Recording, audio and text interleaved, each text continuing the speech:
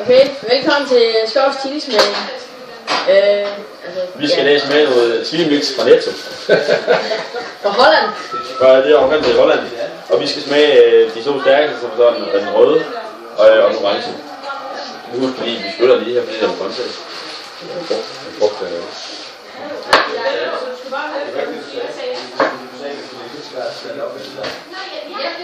Jeg foreslår, at vi starter med et stykke af den røde her. Vi skyller lige. Er det sammen her?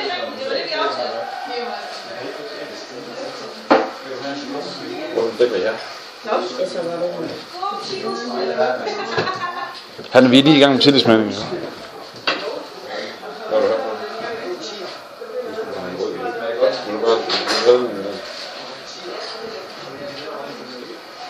Du vil have en lille til at se. Ej, jeg ikke den. Chili. Jeg tager 2 stykker. Skål. Det er jo. Hvad er det her?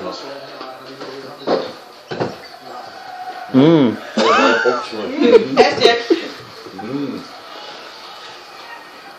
Hvad er det, der er på tungen? Det der.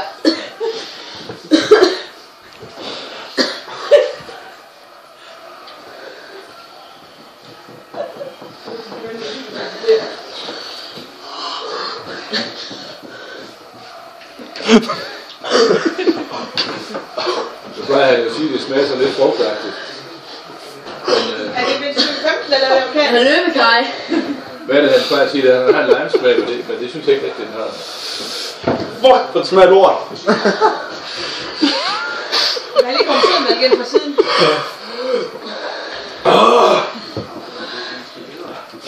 Jeg tror, jeg skal finde et par små. Du kan godt drikke kartongen, Nikon. Jo, så her. Nå, så tager I ud på dig. Nej, vi kan prøve at se, hvor længe I kan trække den ind i stedet. Nej, jeg kan ikke.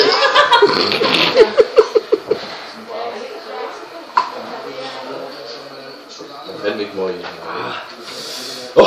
Var det i morgen, vi skulle smage habanero? Ja, det var det. Nå, så sidder det bare helt cool. Er det noget? Han dør indvendigt. Han er ved at dø indvendigt. For satan. Ja, det er godt. Det var det ikke godt. Anton er stærkt. Ja.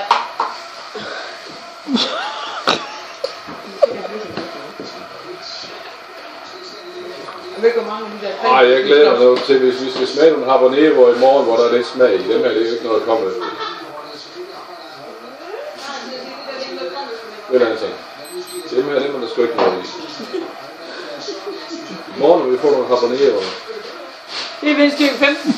Så skulle det gerne være sådan, at vi gnider og sidder og gnider selv i hovedet. Eller får et blåt øje eller puber. Jamen, så ses vi jo bare i morgen til habanero. Nikolaj, han har stemt ud.